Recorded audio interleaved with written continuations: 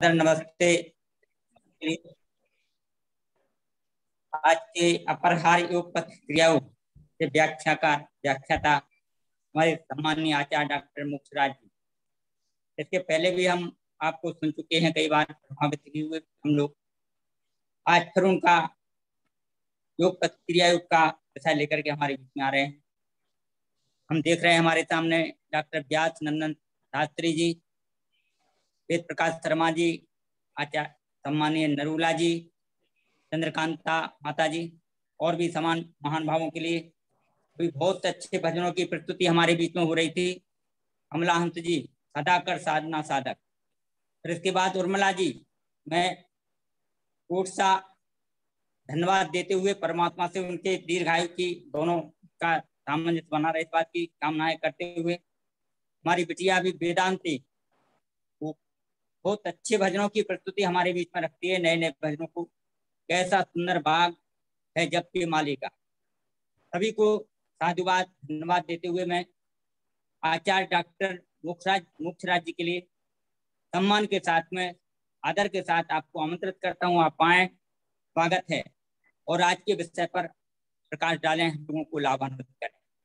सम्मानीय डॉक्टर मुक्षराज जी। नमस्ते। नमस्ते जी, नमस्ते जी, सादर नमस्ते। ओ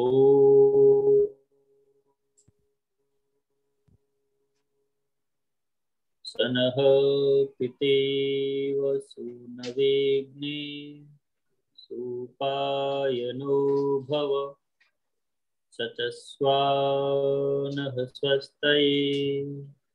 ओम शांति शांति शांति।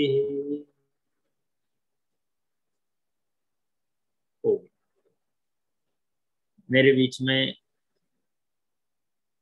प्रोफेसर वेद प्रकाश जी जो मुझे स्क्रीन पर दिखाई दे रहे हैं, भाई लखन जी, आदरणीय दुबे साहब, और क्योंकि आज मैं मोबाइल पर ये मीटिंग ज्वाइन कर रहा हूँ इसलिए स्क्रीन पर ज्यादा लोगों को देख नहीं पा रहा हूँ। पूज्य माता जी, बहनों, प्रायः मेरे विषय कुछ मौलिक लेकर के आता हूँ, लेकिन इस बार मुझे नहीं पता था कि मैं आज 29 तारीख को बोल पाऊंगा, इसलिए सोचा क्या करें। तो चलिए, कोई ये बहुत सरल हो जाता है किसी भी आर्य समाज व्यक्ति के लिए कि कोई दर्शन का सूत्र उठा ले, कोई वेद का मंत्र ले ले, उस पर बातचीत कर सके। तो मैंने उस सरल का लाभ ले लिया और जो विषय आपको दिया उसमें मेरी अपनी कुछ दृष्टि आपको, क्योंकि सूत्रकार बहुत हैं, व्याख्याकार बहुत हैं, दर्शन भी बहुत हैं, पढ़ाने और पढ़ने वाले भी लाखों हैं, करोड़ों लोग हैं, लेकिन जिसकी जितनी पात्रता होती है उतना कोई व्यक्ति अपने जीवन में ले पाता है। संभवतः भवभूति ने लिखा है उत्तर रामचरितम में कि पढ़ाने वाला शिक्षक एक है लेकिन विद्यार्थी अनेक हैं, और एक ही चीज पढ़ाई जा रही है, पढ़ाने वाला एक है, विषय भी वही है, फिर भी कोई कितना ग्रहण करता है।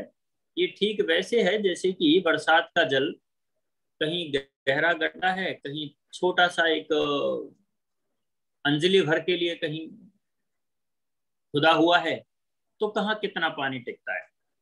मेरे जीवन में शास्त्र का कोई बूंद, जिसको हम कह सकते हैं समुद्र की, उतना टिक पाया है। और वो इसलिए कह रहा हूं कि जब हम ऋषियों के सूत्रों को, शास्त्रों को पढ़ते हैं तो लगता है कि हम लोग बिल्कुल ऐसे काम चला रहे बस, यानी बहुत कुछ हम लोगों को आता है नहीं। और कई बार तो अपने मित्र इसलिए माफ कर देते हैं कि चलो यार, जो बोल रहा है अपना ही साथी है, ठीक है, आर्य समाज ये बोल रहा है, ऋषि दयानंद की विचार कह रहा है। लेकिन बहुत बार ये चीजें चलती नहीं है। तो किसी भी चीज को पढ़ने से ज्यादा चिंतन करना और व्यवहार में लाना, ये जो अभिप्राय है समस्त शास्त्रकारों का, आचार्यों का, एक बहुत बड़ा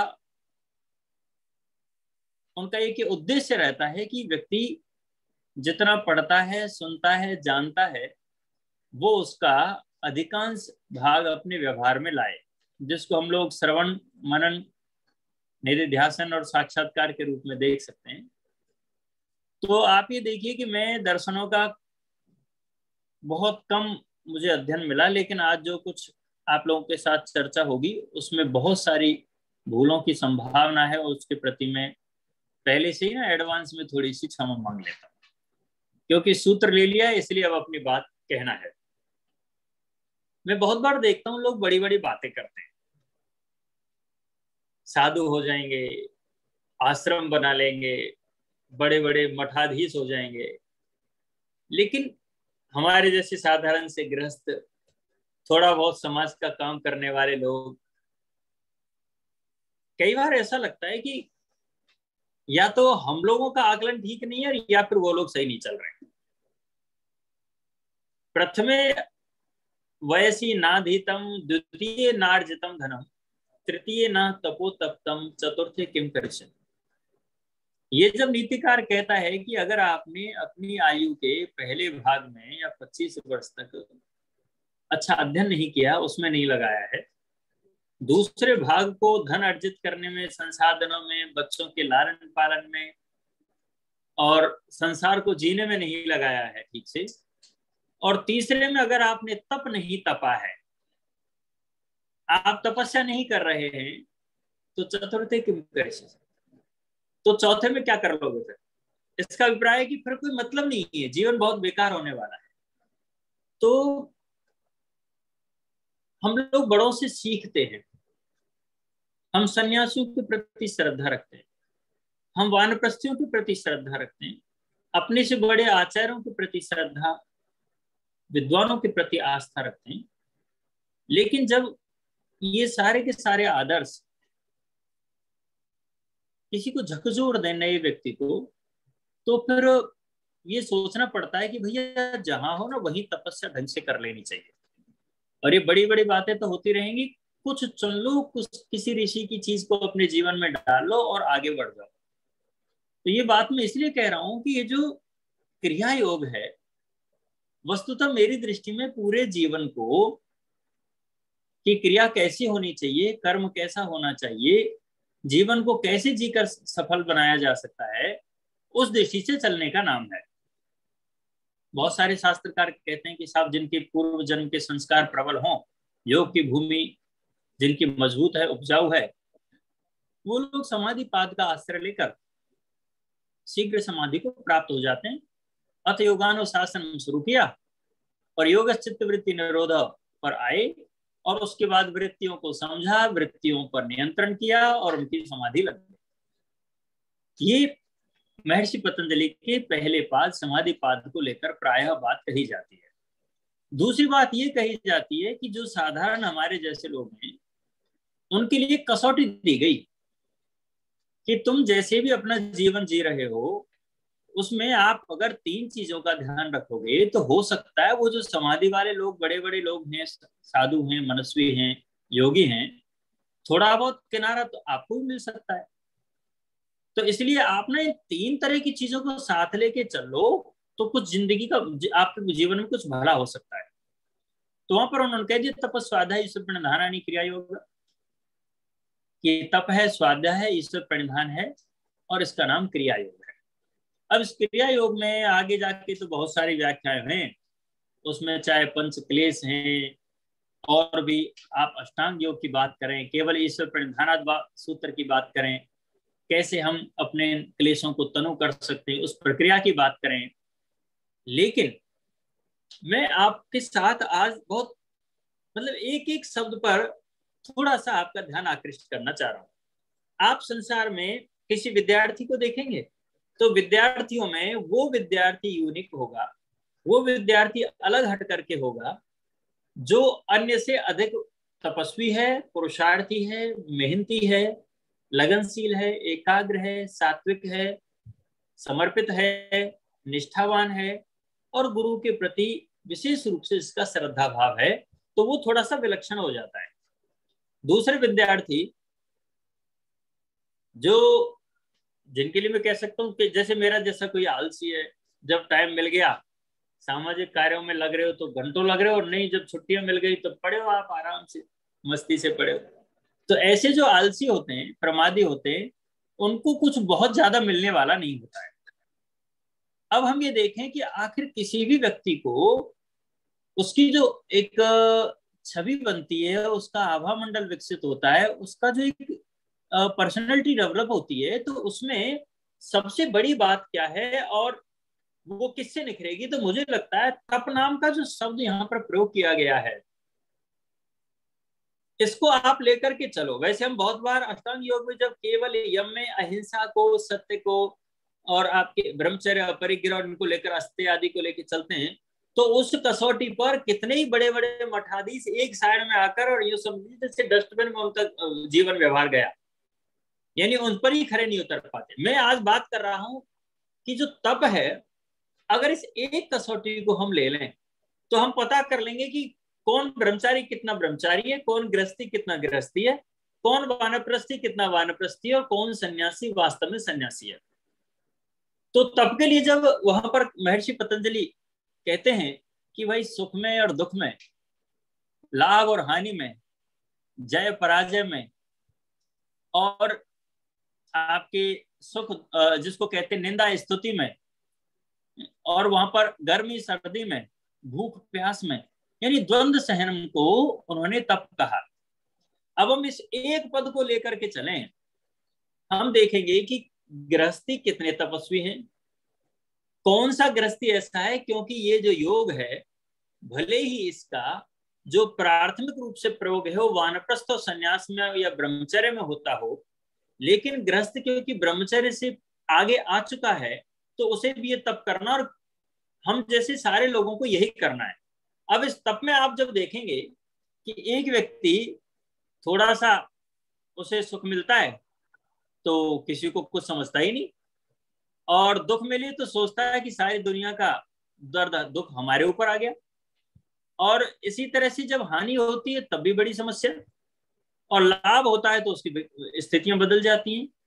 तो महर्षि पतंजलि ने जो एक शब्द प्रयोग किया है तपः, अगर इस तपः शब्द को हम इस भूतल के अनेक लोगों पर, महारथियों पर, महान विद्वानों पर, बड़े बड़े लोगों पर, संस्थावादियों पर, मठाधीशों पर, अन्य संप्रदायवादियों पर, अगर एक तप ये जो पद है, इस शब्द है, इसको हम देखें कि वास्तव में कौन सा व्यक्ति ऐसा है जिसको कभी क्रोध नहीं आता। मनु अलग बात हो जाती है, लेकिन हम में से और आप में से कितने लोग हैं जो द्वंद्व सहनम अर्थात तितिक्षा के इस भाव को कि कुछ उल्टा सीधा ऊपर नीचे कुछ भी हो जाए लेकिन चित्त विचलित न हो। आप ये देखिए कि मैं ईमानदारी से अपनी बात कह रहा हूं और आपको ये अनुभव कराने का यत्न कर रहा हूं कि जैसा मैं हूं वैसे ही आपको कोई ज्यादा अंतर नहीं है, कि हम लोग बहुत बार अपने बच्चों पर प्रतिकूल परिस्थितियों में, अपने शत्रु के कारण या किसी अन्य ऐसी जगह पर जहां अप्रत्याशित रूप से कुछ हुआ है, हम लोग बहुशः क्रोध का व्यवहार कर बैठते हैं, हम गुस्सा हो जाते हैं। यानी आप ये देखो कि जो मन की स्थिति है, मन का जो एक चित्त का जो भाव है वो हमारा विचलित होता है। हमें हानि होने पर कितने लोग ऐसे होंगे जिन्हें बहुत सारा घाटा हो जाए और उसके बाद भी मस्ती से अपनी बस आनंद में है, उनको लगता है कि लक्ष्मी समाविशतु गच्छतु वा यथेष्टम। ऐसे कितने लोग हैं। हम लोग एक परिवार में, एक समूह में आज एक चिंतन कर रहे हैं कि हम ऋषि मुनियों के इन सूत्रों के कहां पर स्टैंड करते हैं, हमारी स्थिति क्या है। हम अपने आप का अवलोकन इस सूत्र के माध्यम से करना चाहते हैं। मैं क्षमा कीजिए मेरे भाई लखन जी, मैं कोई प्रवचन उपदेश नहीं दे रहा हूं, मैं इस सूत्र के कारण से ना अपनी स्थिति को आपके साथ साझा कर रहा हूं, जिसमें से बहुतों की स्वागत है आपका, जिसमें बहुतों की स्थिति मेरे से उत्तम होगी और बहुतों की स्थिति हो सकता है मेरे बराबर की होगी। तो आप ये देखिए कि जब हमें अनायास किसी भी बात पर क्रोध आ जाता है, क्षोभ उत्पन्न होता है, असहिष्णु हम होते हैं, तो इसका मतलब है कि हम अभी क्रिया के रूप में, जीवन की समझ के रूप में, अपने जीवन के वास्तविक सुख को लेने की दृष्टि से या ईश्वर के निकट जाने के एक कदम भी तो आगे नहीं बढ़ा पा रहे हैं यदि हम तपस्वी नहीं हैं। आप लोग बहुत सारे मित्र एग्री करेंगे इस बात को कि वास्तव में हम अगर अपना अवलोकन करें, मुझे याद आ रहा है कोई फ्रांस के दार्शनिक थे, ऐसे यहाँ भी बहुत लोग हुए हैं, महर्षि जनक का ही हम पहले उदाहरण ले लें। कहा जाता है कि महर्षि जनक जिस समय क्योंकि सरयू नदी तो मुझे लगता है गंगा की, सरयू नदी तो इधर रह गई अयोध्या में, और जनकपुरी तो गंगा जी के आसपास होगी ना शायद, आप ज्यादा जानते हो ललित जी ना। तो अयोध्या जहाँ है वो तो सरयू ही है, और लेकिन जनकपुरी कहाँ है, वो तो गंगा जी का ही कोई होगा ना, नेपाल से नीचे की तरफ उतरती है नदी।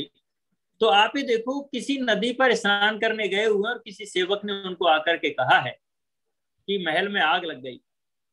वो अपनी संध्योपासना को, अपने स्नान को, अपने प्रातःकालीन नित्य कर्म को करते हुए उनका ऐसा कहना है कि, क्योंकि उनको मालूम है आग कोई खुद तो बुझाने वाले नहीं, दूसरे लोग बुझाएंगे, वो कहते हैं कि आप अभी वो बिल्कुल व्यग्र इस रूप में नहीं हो रहे हैं कि अरे भाई आग लग गई मर गए। यानी वहां पर एक कहा जा रहा है कि जैसे श्री राम जी के लिए हम कहते हैं कि जब उन्होंने वनवास मिला तब भी वो मन की स्थिति वही है, और राज्याभिषेक के लिए सूचना मिलती है, आदेश मिलता है तब भी वही है। महाराज जनक की भी यही स्थिति है कि चाहे महल में आग लगे तब भी उनका भाव वही है, और चाहे वो एकांत में बैठ कर के साधना कर रहे हो तब भी बहुत विचलन नहीं है। तो ये तो हमारे दो उदाहरण हो गए। मैं आपको इसके अलावा एक दूसरा उदाहरण बताता हूँ।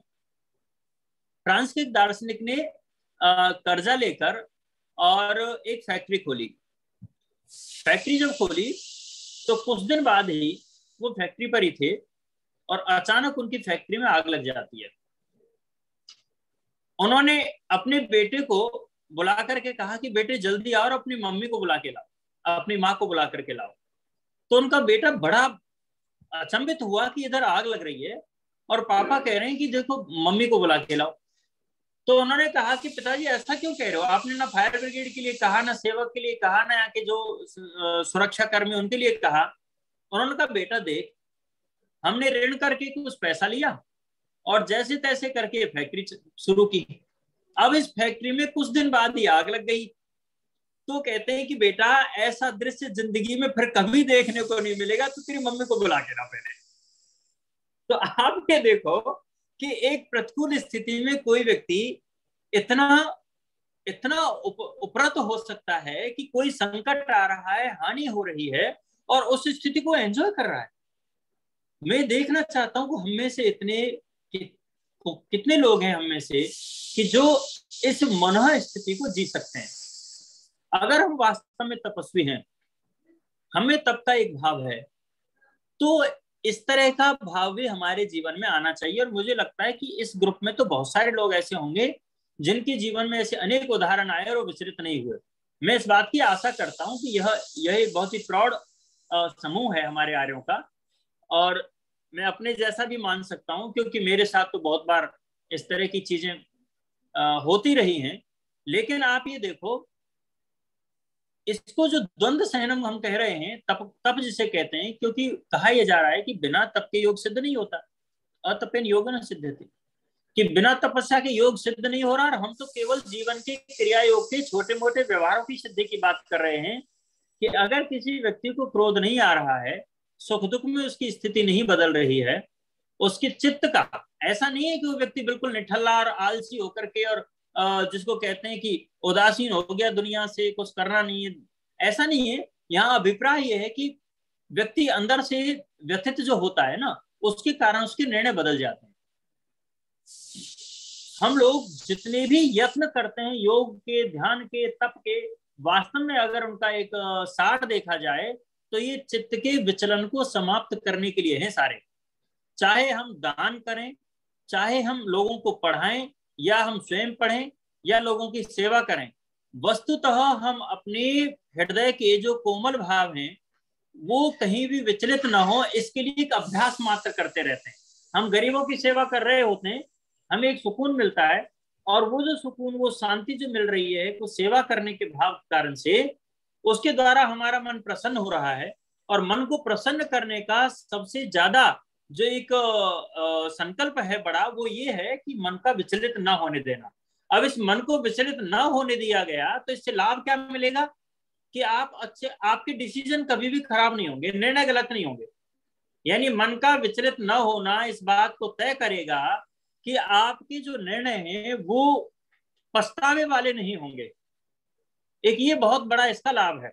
दूसरा लाभ ये है कि जो शक्ति है चित्त की, मन की जो शक्ति है, आत्मा की जो ताकत है, संकल्प की और बुद्धि का जो एक वैभव है शक्ति का, वो इतना आपका दृढ़ होने वाला है तपस्या के बाद कि आप जो चाहते हैं वो होता है। या ये समझ लिए कि आप चाह वो रहे हैं जो होना है। आपके संकल्प इतने प्रबल हैं, आपने पहले ही सोच लिया कि देखो इतने साल बाद अब मैं मेहनत करूंगा तो मैं एक दिन एसोसिएट प्रोफेसर बनूंगा, फिर प्रोफेसर भी बनूंगा, एचओडी भी बनूंगा।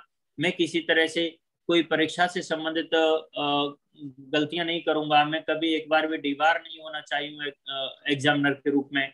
बहुत सारी चीजें हम सोचेंगे, प्रयत्न करेंगे, नित्य इस काम को करेंगे। तो मैं आपको बता देना ये चाह रहा हूं कि महर्षि पतंजलि ने अगर कुछ लिखा है तो वो केवल इन साधु संतों मुनियों ब्रह्मचारियों के लिए नहीं है, हमारे लिए उन्होंने बहुत कुछ दे रखा है यहाँ पर। और उस देने में उन्होंने भले ही कह दिया कि सुख दुख में, मान अपमान में, अरे मान अपमान वाली बात बड़ी गजब की है साहब। ये मान अपमान वाला जो विषय है ये तो वास्तव में अच्छे अच्छों की पोल खोल देता है। आप व्यक्ति को बुला लें, बाय द वे आप उसका नाम न ले पाए, बाय द वे आपकी प्रेस की विज्ञप्ति में उसका नाम नहीं आ पाए, या फिर आपके कार्यक्रम में किसी वजह से और आपने देखा कि हमारा मिनट टू मिनट प्रोग्राम है और आप उस सज्जन को उद्धृत नहीं कर पाए, ये जो मान अपमान वाला संकट है ये बड़ा खतरनाक है। आप ये देखो कि इसके कारण जितने उलाहने आपको मिलेंगे, हर व्यक्ति ये चाहता है कि संसार का सबसे सम्मान योग्य व्यक्ति मैं ही हूं, मेरा जैसा भूमंडल पर कोई नहीं है, जितना सम्मान मुझे मिलना चाहिए उतना तो किसी को मिलना ही नहीं चाहिए। बहुत बार तो ऐसा देखा जाता है कि उनके गुरु वहां पर होंगे, आचार्य धर्म सन्यासी लोग वहां पर होंगे और बड़े वरिष्ठ लोग होंगे, फिर भी उसके अंदर ही अंदर ये भाव चलता रहता है, मेरा भी आ जाए तो बढ़िया रहे, मुझे भी कोई सम्मान दे दे। तो ये मान अपमान का जो एक विषय है, जिसके लिए आप जब हम कठोपनिषद शायद पढ़ रहे थे तो वहां पर एक प्रकरण आता है कि लोकेशना क्या है, तो कहते हैं कि कभी ना समाप्त होने वाला कर्मकांड है ये। लोकेशना क्या है? एक ऐसा कर्मकांड है जो कभी समाप्त ही नहीं होता। तो लोक में हमें जाना पहचाना जाए ये बड़ा मुश्किल, ये मतलब इसका सम्मर्षण बहुत कठिन है। तो इसके लिए मैं आपको कह रहा था कि मान अपमान, ऋषि दयानंद जी ने तो कह दिया, निंदंतु नीति निपुणा यदि वास्तु बंतु, भरते हरि जी को उद्धृत कर दिया और कह दिया कि भैया कितना भी अपमान हो, कितनी भी गालियां पड़े, कितने भी पत्थर पड़े, कितना भी लोग, चाहे वो स्वामी गर्दवानंद कह के गधे को आप आराम से उस पर लिख करके किसी को बिठा के काला मुंह करके घुमा रहे हो, तो इन सारी परिस्थितियों में उस ऋषि को तो कोई परवाह हो नहीं रही है। तो यानी कौन व्यक्ति तपस्वी है और कौन तपस्वी नहीं है, ऋषि दयानंद जी के जीवन को देखकर अगर हम अपने जीवन को या अन्य सन्यासियों के जीवन के साथ तुलना करेंगे तो हमको लगेगा यार ऋषि दयानंद जी तो वास्तव में बहुत गजब के आदमी थे। वहां पर पाखंड खंडनी पताका फैल रही है, सिद्धपुर के मेले में घूम रहे हैं और हरिद्वार में, और उसके बाद दिन भर में जो कुछ बोला, पास की झोंपड़ी वाला जम के गालियां देने आता है, जब भी निकलता है झोंपड़ी के सामने से बहुत सारी गालियां देता रहता है। ऋषि दयानंद जी फल का टोकरा उसके पास भेज देते हैं, जो ही फल आते हैं भक्त लोग लाते हैं, वो कहते हैं भैया पड़ोस वाले को भी दे के आओ। तो ऐसी ये जो मन की स्थिति है, ये जो अविचलन है, वस्तुतः योग का जो उद्देश्य है ये चित्त का अविचलन ही है। क्योंकि जिस दिन इसका विचलित होना समाप्त हो जाएगा उस दिन मैं गृहस्थी रहकर भी व्यथित नहीं होऊंगा, मैं ब्रह्मचारी रहकर परेशान नहीं रहूंगा, मैं मुनि होकर के इस बात की ओर नहीं भागूंगा कि कहाँ कितनी दक्षिणा मिलेगी साहब, मैं इस बात के लिए नहीं भागूंगा कि मुझे मंच मिलेगा या नहीं मिलेगा। औरों को एसी के रूम मिले हैं, मुझे एसी का रूम मिला नहीं, मुझे मंच पर बुलाया नहीं। अगर हम लोगों ने इस मान अपमान वाले संदर्भ को समझ लिया तो आप ये देखिए कि दुनिया की जो आपाधापी है, आगे आगे भागने की जो लालसा है, ये जो कभी ना खत्म होने वाला कर्मकांड है लोकेशना का, ये जब तक समाप्त नहीं होगा तो बंधुओं इस तपस्या की इन सीढ़ियों में जो ये 8-9 सीढ़ियां हैं, सुख दुख हानि लाभ गर्मी सर्दी भूख प्यास जय पराजय, ये जितनी भी चीजें हैं इनमें से हम समझ लीजिए एक भी सीढ़ी नहीं चढ़ने वाले हैं। तो मान अपमान का निश्चित रूप से आचार्य चाणक्य को अपमानित किया, और आचार्य चाणक्य ने ये दृष्टांत रख दिया कि बेटा किसी ब्राह्मण को या किसी विद्वान को अपमानित करना कितना भारी पड़ सकता है। हे धनानंद, तुम जैसे कितने ही लोगों को अगर एक बुद्धिमान व्यक्ति ने ठान लिया तो वो कर सकता है, प्रायश्चित उसको करना ही पड़ेगा सामने वाले को। या फिर द्रुपद ने द्रोणाचार्य का अपमान कर दिया और उसके बाद उनके द्रुपद ने किया। हाँ, तो आप ये देखो कि अगर इस तरह के अपमान की कहानियां हैं वो बहुत बार आपको मिलती रहेंगी, हमने बहुत बार देखे। लेकिन श्री कृष्ण जी को आपने देखा, श्री कृष्ण जी के साथ दुर्योधन ने जो बदतमीजी की उस टाइम में, जिस तरह से सभा के अंदर उसने तिरस्कार ऋषि का उनका किया है योगेश्वर का, उसके बाद उनकी एक हंसी है, स्मृति है, और उस हंसने के बाद ललकार भी है, क्योंकि दूत बनकर के आए हैं तो छोड़ेंगे तो नहीं। लेकिन इसके उपरांत भी क्या संवाद समाप्त हुआ, क्या आना जाना समाप्त हुआ? तो आप ये देखो कि ऋषि दयानंद जी हो, योगेश्वर श्री कृष्णचंद्र जी महाराज हो, या फिर अन्य व्यक्ति हमारे बड़े बड़े महान पुरुष जो वास्तव में सफल हैं अपने जीवन के साथ, उनमें ये मान अपमान जय पराजय सर्दी गर्मी भूख प्यास इनके प्रति बहुत द्वंद्व सहनम देखा गया है। स्वामी सर्वानंद जी दयानंद मठ दीनानगर में रह करके अपना संन्यास्त जीवन व्यतीत कर रहे हैं, और उस समय भी उनको रास्ते में कोई व्यक्ति पूछता है कि भाई आप स्वामी सर्वानंद जी को जानते हो क्या? कि हाँ हाँ, आप पहुंचो झोंपड़ी पर। और स्वामी जी के बारे में बताया जा रहा है कि वो वहीं पर पगडंडी पर घास को उखाड़ रहे, और उनको लग रहा है कि पता नहीं वो तो कितने दयानंद मठ के मठाधीश होंगे। लेकिन जब बाद में पता चला कि यही स्वामी सर्वानंद जी महाराज हैं, और उन्होंने कहा कि महाराज जी आप तो बहुत साधारण तरीके से रहते हैं। अब आप सोचिए कि साधारण तरीके से रहना क्या किसी व्यक्ति के ग्रेडिंग को कम करता है, क्या किसी व्यक्ति के प्रभुत्व को कम करता है? ये साधारण रूप से रहने पर व्यक्ति का क्या मतलब, उसकी वैल्यू कम हो जाती है। इस चीज को अगर हम देखना चाहेंगे तो जो तपह शब्द है यहाँ पर, इससे हम इस चीज को समझ सकते हैं।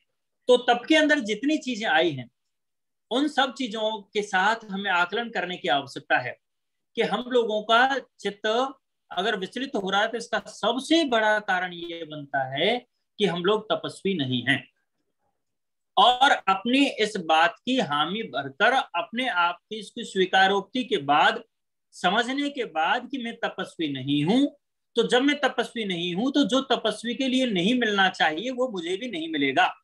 इस बात का ईमानदारी के साथ व्यक्ति को आकलन कर लेना चाहिए। आप प्रत्येक दिन इस सीरीज को चलाते रहें, एक बड़ा तप है।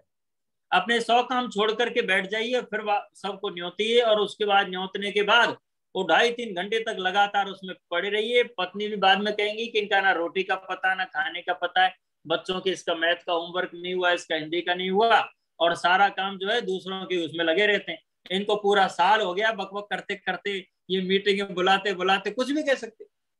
ये बात अलग है कि हमारे भाई साहब की देवी जी ऐसी नहीं है, लेकिन आप इस बात को समझ सकते हो कि जब हम अपने जीवन में तप का व्यवहार नहीं करते हैं तो कितनी सारी समस्याएं आती है। और अगर हम तपस्वी नहीं है तो आप ये पक्का मान लीजिए बड़ा काम नहीं कर सकते, बहुत पापड़ बेलने पड़ते हैं, बहुत गालियां मिलती हैं, और मतलब बहुत बार तो आपको लगेगा यार हम कहीं पर सीन में थे नहीं और फिर भी हम लोगों को लपेट रहे हैं लोग, ऐसे आपको लगेगा कई बार जीवन में। बहुत बार आपको ये भी लगेगा कि इतना कुछ किया था और उसके बाद यही मिलना था क्या यार? अपने जीवन में तो ऐसी नहीं है यार, क्या करें भैया, अपना तो जीवन वैसा ही है। तो यानी ऐसी परिस्थितियों से हम लोग आए दिन गुजरते हैं। प्रत्येक निष्ठावान समर्पित कार्यकर्ता इस दौर से गुजरेगा, और उसके लिए महर्षि पतंजलि कह रहे हैं कि हे आर्यपुत्रो, आप लोग जरा तपस्वी बनो, नहीं तपस्वी बने तो काम बड़े नहीं होंगे। यहाँ पर केवल काम ईश्वर प्राप्त ही नहीं है, जीवन सिखाया जा रहा है, और जो जीवन नहीं सीख सकता वो ईश्वर के बारे में क्या खाक सीखेगा? जो साधारण जीवन के व्यवहारों को नहीं जानता, अत्यंत पुरुषार्थ कहा गया है सांख्य दर्शनकार कपिल ऋषि के द्वारा। तो अत्यंत पुरुषार्थ तो तभी होगा ना जब हम साधारण सी जिंदगी तो जीने लगे। और साधारण सी जिंदगी तब जीने में आएगी जब हम तपस्वी होंगे। तो प्रथम बात तो मुझे ये समझ में आती है इसकी, पता नहीं शास्त्र कितनी गहराई में क्या कहता होगा, लेकिन मुझे हल्का हल्का सा इतना सा ही समझ में आता है कि तपस्वी व्यक्ति के अंदर अगर हम एक पद को ले रहे हैं, तपह को, तो हमारे जीवन में कुछ तो अंश तपस्या का आना चाहिए। पत्नी, बच्चे, परिवार, कॉलेज, आपकी यूनिवर्सिटी, आपके आसपास का क्षेत्र, विभिन्न संप्रदायों के साथ आपके व्यवहार, अलग अलग तरह के अलग अलग बस्तियों में, आपके रिश्तेदारी में, इन सभी जगहों पर यदि एक साथ ऐसा सुनने में और समझने में आ रहा है कि भाई ये फला व्यक्ति तो वास्तव में ये तो देवता है, देवता से अभिप्राय वहां पर यही है कि इनके चित्त पर नियंत्रण है, हम इसको इस रूप में मान रहे हैं इस समय कि इस व्यक्ति ने कभी भद्दा मजाक नहीं किया, इस व्यक्ति ने कभी भी अपनी गलत दृष्टि नहीं डाली, इस व्यक्ति ने कभी बेईमानी नहीं की, इसने कभी रिश्वत नहीं ली, इसने कभी मिलावट नहीं की, इसने कभी किसी को अकारण ही किसी दुर्बल को सताया नहीं। अगर ऐसा साधारण सा धार्मिक जीवन भी किसी की व्यक्ति का बन गया और उसकी पुष्टि समस्त उसके परिवेश में रहने वाले लोग कर रहे हैं, इसका सीधा सा अभिप्राय है कि हम अपने ऋषियों के किसी न किसी शब्द का पालन कर रहे हैं, आर्यों जैसा जीवन जी रहे हैं। दूसरा, इसमें एक शब्द और आता है। बहुत बार क्या होता है कि हम लोग जब कुछ ज्यादा पढ़ते लिखते नहीं है ना, तो हमारी खुद की अकल कुछ ज्यादा चलने लग जाती है। इसका अभिप्राय ये हुआ कि किसी ने कुछ थोड़ा बहुत पढ़ा और पढ़ने के बाद उसने समझा मैं तो बहुत कुछ पढ़ गया, और बहुत कुछ पढ़ने की इस धारणा के साथ वो वर्षों तक फिर पढ़ता नहीं है और फिर सोचता है मुझे तो सब कुछ तो आता है, मुझे पढ़ने की जरूरत क्या है। तो मैं आपको बता देना चाह रहा हूं कि जो अगला शब्द उन्होंने प्रयोग किया है, स्वाध्याय पद है, वहां पर तपस्वाध्याय, स्वाध्याय जो पद है, इस स्वाध्याय पद में मैंने अनेक बार ऐसा अनुभव किया है कि वर्षों पहले 1997 में डॉक्टर धर्मवीर जी के संपर्क में आया अजमेर में, आर्य समाज में उनके कारण आया। जो मुझे वैदिक सिद्धांतों की समझ हुई वो उनके कारण हुई। 1-1.5 साल उनके सानिध्य में ऋषि उद्यान रहा, उसके बाद मेरा पोस्टिंग भीलवाड़ा हो गया, फिर अजमेर हो गया, मैं शासकीय सेवा में लगा रहा। लेकिन आप ये देखो कि उस समय में जो बातचीत हुई उसमें एक सबसे मतलब बहुत सारा उन्होंने पढ़ा दिया। कठोपनिषद भी सब लोगों को यज्ञशाला में पढ़ाते थे, ईशोपनिषद उन्होंने पढ़ाया, वेदांत दर्शन पढ़ाया, और भर्तृहरि जी का नीति शतकम उसके भी कुछ श्लोक पढ़ाए, और वेद पाठ उनका चलता रहता था। 4 माह का जो क्रम रहता था, 3-4 महीने का बरसात के मौसम में। तो आप ये देखो कि बहुत बार मैं सोचता हूँ अरे वो पढ़ा था, लेकिन मेरे से गलती हो जाती है। गलती क्या हो जाती है कि जब हम उसकी पुनरावृत्ति नहीं करते, क्योंकि 3 और ये 25 साल होने वाले हैं। 1997 मई में आया था उनके संपर्क में, तो आप इतना साल हो गया और मुझे लग रहा है कि ये वाला जो पद है इस छांदोग्य उपनिषद में होना चाहिए, लेकिन जब देखने पर पता चला तो बृहदारण्यक उपनिषद में मिला। तो ऐसी भूल चूक हमसे क्यों हुई? क्योंकि हमने अपने जो दोहरान है, हमारी जो अभ्यास है, शास्त्रों को थोड़ा बहुत समझा और समझने के बाद इस जड़कबाल में फंसे, दुनियादारी में लगे रहे। 100 तरह के हमारे पास बहाने ना पढ़ने के, 100 बहाने हमारे पास हवन ना करने के, सैकड़ों तरह के हमारे पास ऐसे बहाने हैं जिससे हम कह सकते हैं कि रोज हम वेद मंत्र नहीं पढ़ेंगे क्योंकि हमने तो बहुत बड़े बड़े काम कर रखे हैं। ऐसा सोच करके हमने जो एक अपने अंदर अलग सी दुनिया बना ली है, जो बहुत मजबूत दुनिया नहीं है हमारी, जिसमें हमें अपने आप में स्वीकार करना पड़ेगा। तो बहुत बार ये लगा कि ये उस शास्त्र में ना होकर के वहां है। तो ये जो जरा सा भी एक बार भी, अगर साल में एक बार भी ऐसा अनुभव हुआ कि ये चीज श्वेता सत्र उपनिषद में नहीं है, ये तो शायद मांडुक्य उपनिषद में है, तो इसका सीधा सा मतलब ये जाता है कि जो हमने पढ़ा था उसको हमने आवृत्ति नहीं की है, हम अपना स्वाध्याय नहीं कर रहे हैं। तो आप ये देखो कि जब हम स्वाध्याय नहीं करेंगे तो बहुत बार हमसे अनचाहे में भी ये भूल होगी, ये झूठ बोलने में आएगा, हम प्रमाण गलत उद्धृत कर देंगे कि वो पिपलाद ऋषि का वाक्य है और हम उसे गौतम ऋषि का बना देंगे। तो इस दृष्टि से अगला जो पद महर्षि पतंजलि ने कहा है वो है स्वाध्याय का। इस स्वाध्याय के पद को तैत्तिरीय आरण्यक ने बहुत पुष्ट किया है। तैत्तिरीय आरण्यक ने तो इस पर यूं समझ लीजिए कि पूरा शिक्षावल्ली वाला प्रकरण इस पर समर्पित कर दिया 7वें प्रपाठक में। और इसी को फिर लेकर के तैत्तिरीय उपनिषद ने भी बड़ी प्यारी सी व्याख्या की है, आप लोग सभी उसको जानते हैं। और जिसके अंदर सत्यम वद धर्मम चर स्वाध्याय प्रमद स्वाध्याय प्रवचनाभ्याम न प्रमदितव्यम स्वाध्याय प्रवचनाभ्याम न प्रमदितव्यम। और उसमें आगे भी कहते हैं कि आचार्य देवो भव, पितृदेवो भव, मातृदेवो भव, ये सारे अतिथि देवो भव, यानी अनवद्यानि कर्माणि तेषां त्वा उपासितव्यानि नोत्राणि यानी सोचरितानि। अब तो बहुत सारी बात कह दी वहां पर। तो अब वो जो तैत्तिरीय आरण्यक ने कहा, तैत्तिरीय उपनिषद ने जो कुछ कहा, वहां पर सबसे बड़ा अगर कोई बिंदु आ रहा है वो है कि स्वाध्याय से प्रमाद मत करो।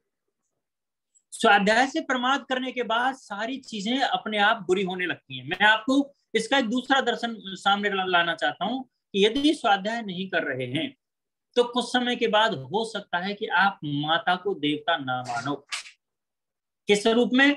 यानी आप वैसे तो चल रहे हो, जीवन में ठीक ठाक है, लेकिन किसी पल आप ये मानने लगोगे कि मैं तो ज्यादा समझदार हूं, मैं अपनी माँ से ज्यादा होशियार हूं, मैं अपनी माँ से ज्यादा बड़ा हो गया हूं। मतलब कुछ मायनों में अगर हम स्वाध्याय नहीं करते तो कितनी विकृतियां आती हैं। मैं इन्हीं शब्दों में से लेकर के आपको परोसना चाहता हूं कि अगर आपने स्वाध्याय निरंतर नहीं किया, यद्यपि सतपथ ब्राह्मण तो बहुत गजब की बात करते हैं वहां पर, वो तो कहते हैं कि जिस दिन व्यक्ति स्वाध्याय नहीं करता तो कितना नुकसान होता है। तो कहते हैं कि जैसे यदि किसी दिन चंद्र का उदय ना हो, चंद्र का उदय नहीं होता है अमावस्या पर, ठीक है, सूर्य का उदय किसी दिन ना हो, वायु ना बहे, और किसी दिन अग्नि का ताप समाप्त हो जाए, या अग्नि यानी ये 3 उदाहरण मुख्य रूप से वहां पर आए हैं। समुद्र का जो एक जिसको कहते हैं ना समुद्र को भवती में आता है कि उसका आह्लादन ना हो। तो आप ये देखो कि सूर्य किसी दिन ना आए, चंद्रमा किसी दिन आपको ना दिखाई दे, आपको मतलब जिसको कह सकते हैं बड़े से बड़ी चीजें जो प्रकृति के हैं, दैवीय हैं, उनमें से अगर कोई कितना नुकसान हो सकता है। एक दिन सूर्य उदय नहीं हो तो सारा प्रलय है। लेकिन स्वाध्याय के लिए सतत ब्राह्मणकार याज्ञवल्क्य ऋषि कहते हैं कि अगर आपने किसी दिन स्वाध्याय नहीं किया तो आपको उस दिन इतना भारी नुकसान होगा कि जितना इन सारी घटनाओं से नहीं हो रहा है। अब आप ये देखो, जब इतनी बड़ी बात कह दी वहां पर, और वो कहते हैं स्वाध्याय वही ब्रह्म यज्ञ, कि स्वाध्याय ही ब्रह्म यज्ञ है, तो आप इस बात से आकलन कर सकते हो कि कितनी बड़ी ताकत है स्वाध्याय। आप इस चीज को एक और उदाहरण से देखें। जिस समय भरत लौटकर निहाल से आए हैं और उनको जब पता चला कि भैया राम को वनवास हो गया है, वो बहुत सारे प्रश्न करते हैं, अपनी माँ से भी प्रश्न करते हैं। उनमें उनका एक प्रश्न ये भी था कि क्या भैया ने किसी गाय का वध कर दिया जिसके कारण उनको वनवास हो गया है, गोवध हो गया क्या उनसे, या उनसे किसी ब्राह्मण की हत्या हो गई है जिसके कारण उन्हें वनवास दे दिया 14 वर्ष का। और उसी श्रृंखला में एक पद प्रयोग किया है भरत ने, वो कहते हैं कि क्या भैया ने किसी दिन वेद में अनध्याय कर दिया जिसके कारण राजा ने उनको दंड स्वरूप और ये वनवास दे दिया। मैं आपको इसी पद पर रोकना चाहता हूं कि भरत कह रहे हैं कि क्या भैया श्री राम ने एक दिन वेद में अनध्याय तो नहीं कर दिया। अगर एक दिन वेद में अनध्याय हो जाता है तो आप इस संभावना से आपको बहुत ही वो स्फुरण मिलेगा कि एक ऐसी व्यवस्था है त्रेता काल तक में कि एक दिन अगर अनध्याय वेद में होता है तो एक राजकुमार को वनवास तक दिया जा सकता है। ये संभावना भरत के इन प्रश्नों में निकल के आती है। अब आप सोचो कि जब गुजारा श्री रामचंद्र जी के समय में वेद के अनध्याय से नहीं हुआ, बिना स्वाध्याय के नहीं हुआ, तो आज तो हमें बहुत कुछ सीखने की आवश्यकता है। मैं आपके सामने ये कहना चाह रहा हूं, चाहे सतपथ ब्राह्मण की दृष्टि से, चाहे श्री राम जी के इस उद्धरण के माध्यम से, मैं आप सबसे और मैं अपने आप से इस बात को, क्योंकि जब समूह होता है तो मुझे भी अच्छा महसूस हो रहा है कि यदि मैं किसी दिन स्वाध्याय नहीं करता हूं तो मैं कितनी बड़ी हानि कर रहा हूं। और प्रवचन करने में तो चीजें याद आ ही जाती हैं, क्योंकि कहते हैं ना कि पर उपदेश कुशल बहु तेरे, तो भाई आप लोगों को उपदेश करते जा रहे हैं, बस ये बहुत बढ़िया लग रहा है, लेकिन अपनी हैसियत मुझे पता है। लेकिन आपसे बातचीत करते करते मुझे अनुभव हो रहा है कि जब श्री राम ऐसा कर सकते हैं, सतपथ ब्राह्मणकार ऐसा कह सकते हैं, महर्षि पतंजलि इस बात को इतना कह सकते हैं, तो जितने भी भाई बहन, जितने भी बड़े बुजुर्ग यहाँ पर 42 लोग जुड़े हुए हैं मुझ सहित, ये सब लोग अगर आज इस बात का प्रण ले लें, मुझ सहित इस बात का प्रण ले लें कि नित्य हमको एक वेद मंत्र का तो पाठ करना ही है, कम से कम कुछ न कुछ शास्त्र का वचन हमको पढ़ना ही है, हमको ईश्वर का ध्यान करना ही है, प्रणव का जप करना ही है। यदि ये 42 लोग, जिसको हम ये कह सकते हैं कि विराट जो त्रिष्टुप छंद हमारे सामने प्रकट हो रहा है, तो इसमें हम लोग 42 हैं विराट त्रिष्टुप की भांति से। अगर हम इस बात को अनुभव कर लेते हैं तो ये समझ लीजिए कि महर्षि पतंजलि भी आज सफल हैं, भाई लखन जी का एक कार्यक्रम भी सफल है, और मेरा यहाँ पर बोलना भी सफल है कि मैं भी इस बात का आज संकल्प लूं कि मैं नित्य, चाहे मुझे थोड़ा ही पढ़ने को मिले, चाहे रास्ते में कहीं भी मैं जा रहा हूं, बस में हूं, ट्रेन में हूं, सोने से पहले 5 मिनट निकालूं, लेकिन नित्य थोड़ा स्वाध्याय में अवश्य करूं, इस बात को सामूहिक रूप से मैं संकल्प ले। तो यहाँ पर ऋषि पतंजलि कह रहे हैं कि स्वाध्याय करो। कौन सा स्वाध्याय करो? तो कहते वेद आदि सत्शास्त्राणाम अध्ययनम प्रणव जपो, कि आप वेद आदि सत्य शास्त्रों का अध्ययन हम करें। हम सबके लिए है ये, हम साधारण लोगों के लिए क्रिया योग है। ये साधन पाद जिसके लिए कहा है हमारे मनीषियों ने कि हमारे जैसे लोगों की बात हो रही है, ये बहुत बड़े बड़े दिग्गजों के लिए कुछ नहीं हो रहा है, ये बिल्कुल अपनी ही डाइनिंग टेबल के व्यंजन हैं, उनको हमें खाना है, उनको हमें पचाना है। तो आप वहां पर कह रहे हैं कि वेदादि सत्य शास्त्रों का अध्ययन और प्रणव का जप, ओम का जप करना है और शास्त्रों का अध्ययन करना है, और साथ में एक चीज और हम जोड़ सकते हैं।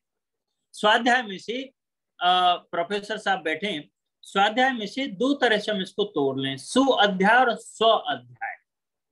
सुअध्याय में हम वेदादि सत्य शास्त्रों का अध्ययन को जोड़ लेते हैं कि जो अच्छा अध्ययन है उसको करो, अनार्स ग्रंथों में अपना श्रम व्यर्थ ना करो, और इधर उधर की फालतू चीजें तो बिल्कुल भी नहीं रखो दिमाग में। लेकिन स्व अध्ययन बहुत महत्वपूर्ण है यहाँ पर। यद्यपि वेदादि सत्य शास्त्रों के अध्ययन के लिए ऋषि दयानंद जी ने जब कह दिया कि वेदों का पढ़ना पढ़ाना सब आर्यों का परम धर्म कह दिया, कि सब सत्य विद्याओं की पुस्तक हैं, यदि संगठन के रूप में हम आज प्रवचन सुन रहे हैं तो प्रत्येक आर्य समाज के प्रधान और मंत्री इस बात को तय करें कि वो वेद प्रचार में 365 दिन क्या कर रहे हैं। यदि हम व्यक्तिगत रूप से केवल स्वांतः सुखा इस व्याख्यान को सुन रहे हैं आज के को, तो ये सोचिए कि हम लोग आखिर वेदों के स्वाध्याय का प्रचार का कितना यत्न कर रहे हैं, अपने परिवार में इसको कितना ला रहे हैं। तो ये तो हो गया वेदादि सत्य शास्त्रों का अध्ययन अध्यापन। लेकिन दूसरी चीज है स्व अध्ययन। बड़ी मुश्किल होती है जब किसी शिविर में आत्मनिरीक्षण का समय आता है और व्यक्ति इधर उधर बगले झांकता है, दिन भर उसने क्या सोचा वो बोल नहीं पाता है। संभवतः 98 की बात थी, और एक बाबा फौज से रिटायर्ड थे, मसूदा के रहने वाले। उनका पैर जो है ना वो बैठ नहीं पाते, तो एक पैर उनका सीधा ही रहता था। लगभग 68 साल की उनकी उम्र थी। सुबह के समय 4:30 बजे होंगे, मैं यज्ञशाला के अंदर ध्यान कर रहा था, थोड़े योगासन कर रहा था ऋषि उद्यान में, और वो बाबा ऋषि उद्यान की यज्ञशाला के एक तख्त पर रात को वहीं सोए थे, और सुबह मुझे जब उन्होंने ओम की ध्वनि सुनी उसके बाद उनकी नींद खुल गई और मुझे देखते रहे। लगभग उन्होंने 1 घंटे भर देखा, और देखने के बाद उन्होंने कहा ब्रह्मचारी जी इधर आओ। मैं उनके पास गया तो उस बाबा ने जो मुझे बोला, उस बोले हुए को मैं भर्तृहरि जी के उस शब्द से सदैव उसको साथ रखता हूं कि तृष्णा न जीना वैमेव जीना। वो बाबा कहते हैं कि ब्रह्मचारी जी मेरी उम्र 68-70 साल हो गई, और आप अभी 20-21 साल के भी नहीं हो। आप सुबह 4:30 बजे उठ करके ध्यान योग कर रहे हो, ये वातावरण की बात है, और मैं यहाँ यज्ञशाला में सोया हूँ, मेरी उम्र भी इतनी हो गई है, लेकिन अगर मैं आज आपको बताऊं कि मैंने क्या स्वप्न देखा है तो आपको भी लज्जा आएगी मुझ पर, और मुझे स्वयं को भी शर्म आ रही है। तो आप ये सोचिए कि एक 68 वर्ष का व्यक्ति इस बात की स्वीकारोक्ति देता है कि एक उम्र होने के बाद भी हमारे अंदर चल क्या रहा है। यहाँ पर कहा जा रहा है कि स्व अध्ययन, अपने आप का अध्ययन करो, आत्मनिरीक्षण करो। 24 घंटे में हमने क्या किया क्या नहीं किया, हम लोग वास्तव में हैं क्या, आखिर अपने आप का आकलन करें। हम मनुष्य हैं, हम देवता हैं, पशु हैं, दानव हैं कौन हम लोग किसी का हक मारने का विचार करते हैं। हमारे जीवन में पुण्य भाव कम हो रहे हैं, हम सात्विक नहीं हैं, हमने बहुत सारी चीजें ऐसी अपने अभ्यास में बना ली हैं जो वास्तव में एक अच्छे सदाचारी और आर्य पुरुष के लिए ठीक नहीं है। तो फिर इसका मतलब है कि हम स्वयं का अध्ययन कर रहे हैं और अपने कमियों को एक एक करके बाहर फेंक रहे हैं। महर्षि सारंगधर ने, आचार्य सारंगधर ने तो लिखा ना, प्रत्यहम प्रत्यवेक्षेत नरश्चरितमात्मन किन्नु में पशुभिस्तुल्यम किन्नु सत्पुरुषैरिति। तो सारंगधर ने ये लिखा कि मैं नित्य इस बात का आकलन करूं कि मेरे कितने व्यवहार पशु के समान हैं और कितना मैं मनुष्य के समान वर्तता हूं। पशु के बारे में कहने की आवश्यकता नहीं है। ऋषि दयानंद जी ने बहुत प्यारा सा कह रखा है कि यदि मनुष्य अपने स्वार्थ के लिए ही लगा रहा, अपने लिए ही सब कुछ करता रहा और दूसरों का हक छीनता रहा, अधिकार छीनता रहा, और वो जिस तरह से पशु, एक बलवान पशु अपने से दुर्बल को अपने पेट की भूख बुझाने के लिए मार तक डालता है, अगर मनुष्य ऐसा ही करता रहा तो वो कहते हैं कि मनुष्य फिर वो क्या हुआ, वो पशुओं का भी बड़ा भाई है। ऋषि ने ऐसे व्यक्ति को पशुओं का बड़ा भाई इसलिए कहा कि यदि हमने स्वाध्याय नहीं किया, हमने अपने आप का आकलन नहीं किया, मैं कितना समाज को ईमानदारी से काम कर रहा हूँ, कितना देश के लिए कर रहा हूँ, कितना परिवार में कर रहा हूँ, मेरे मन में चलता क्या है, आखिर मैं शैतान हूँ या मैं देवता हूँ, मनुष्य हूँ। इसको अकेले में बैठ के ना अंधेरे में, एकांत में, ध्यान में जाओ, और इन जो फिर ये बहुत सारी रश्मियां आ रही हैं, स्मृतियों का जो एक व्यामोह उत्पन्न हो रहा है, और जब साधना में बैठने लगता है, भगवान में कैसा आदमी हूं भाई, तो इस चीजों को एक एक करके परिहार करने की आवश्यकता है। उसके बाद हम इन चीजों को धीरे धीरे निकालें, अपने दोषों की डायरी खुद बनाएं, किसी और को कहने की जरूरत नहीं है। अभी अपने आप में अकेले में जाएं और उनकी शास्त्रों में उपायों को ढूंढें। यदि मुझ में क्रोध अधिक है तो शास्त्र का उपाय ढूंढें। जब जब मैंने क्रोध किया मुझे लाभ क्या मिला, आगे मैं क्रोध करूंगा तो व्यवहार ही तो बिगड़ेगा, परिवार में माहौल ही तो बिगड़ेगा, मेरे निर्णय सही नहीं हुए, इस तरह का मैं आकलन करूं। मैंने कभी लोभ किया और लोभ में मैं फंस गया। हमने देखा कि धन सबसे बड़ी चीज है, किसी व्यक्ति ने थोड़ा सा धन का लालच दिया और उसके बाद हम अपने मूल्यों से समझौता करने लगे। ऐसे करके ना एक एक व्यसन को, जो षड रिपु हैं हमारे, काम को देखिए, काम पर अपने आप का चिंतन करो। अकेले में मैं वहां गया, ऐसे गया, ये हुआ, वो हुआ, नहीं होना चाहिए था, आखिर ऐसी मेरी भावना नहीं आनी चाहिए। काम पर अपनी लिस्ट बनाओ कि मेरे अंदर काम के संस्कार, कुसंस्कार ये समाप्त हुए क्या नहीं, मेरे अंदर लोभ के जो बीज है वो अभी दग्ध बीज हुए क्या नहीं, मेरे अंदर किसी के प्रति मोह के बीज हैं, ईर्ष्या के हैं, मात्सर्य के हैं, ये सारी चीजें, इनकी ना टेबल खुद बनाओ। 6 शत्रुओं को अपने सामने खड़ा पाएं और उनमें से एक एक को पराजित करने का अभ्यास करें। ये है स्व अध्याय, इसे कहते हैं आत्मावलोकन, इसे कहते हैं सेल्फ एवोल्यूशन। तो जब हम अपने आप का आत्मनिरीक्षण करेंगे तो हम पाएंगे कि हमें बहुत कुछ जानना है, बहुत कुछ सीखना है, बहुत कुछ आगे बढ़ना है।